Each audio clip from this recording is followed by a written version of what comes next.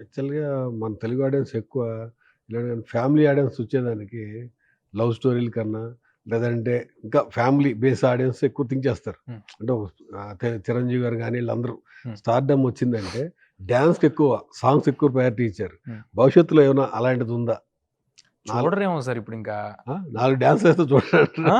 4 పాటలు వేసి డాన్స్‌లేస్తే చూడరంటారు హీరోయిన్ తోటి. అంటే అది నేను చేస్తే చూడరేమో అని నా ఒపీనియన్. నా ఒపీనియన్ ఏంటంటే, దానికి మన దగ్గర చాలా గొప్ప డాన్సర్‌లున్నారు. దాంట్లో నైపుణ్యం చెందిన వాళ్ళున్నారు. నేను చేయగలను.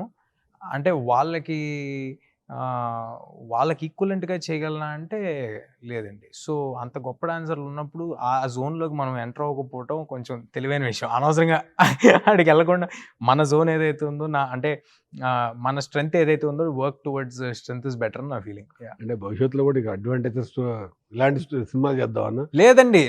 నేను చాలా వెయిట్ చేస్తున్నాను సార్. ఒక extraordinary, hilarious, out and out start to end entertainer మీరన్నట్టు ఒక 3, 4 పాటలుంటాయి. కానీ పాటలంటే ఏదో నేను డాన్సులు చేద్దామని గాదు. ఇప్పుడు మొన్న మీరు 'మిరాయిలో' 'వైబుంది' చూసినట్టు నేను ఎంజాయ్ చేస్తూ ఉండాలి పాటలో. ఆ ఎంజాయ్‌మెంట్ మీకు కనిపించాలి.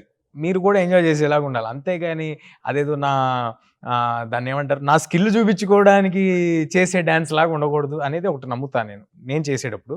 ఆహ్, ఆహ్, ఎందుకంటే స్కిల్ ఉన్నోళ్ళు చాలా గొప్ప హీరోలు మన దగ్గర ఉన్నారు. సో, వాళ్ళు చేస్తున్నప్పుడు అది మనం మ్యాచ్ చేయలేము. రెండోది ఒక ఫుల్ లెంగ్త్ ఎంటర్‌టైనర్ చేయాలని అయితే చాలా గట్టిగా ఉంది సార్. వెతుకుతున్నాను. మరి ఐ అంటే don't know. 'Zombie Reddy is entertainer.' అవును. ఫుల్ ఫన్ నవ్వుతూనే అవును. ఉంటారు అవును. ఇప్పటికి చూస్తుంటే అవును. బేసికల్‌గా. అవును. అవును. అలా అలా 'జాంబీ రెడ్డిలో' కూడా మళ్ళీ దాంట్లో జాంబీలు అది ఇది అది ఉంది గదా!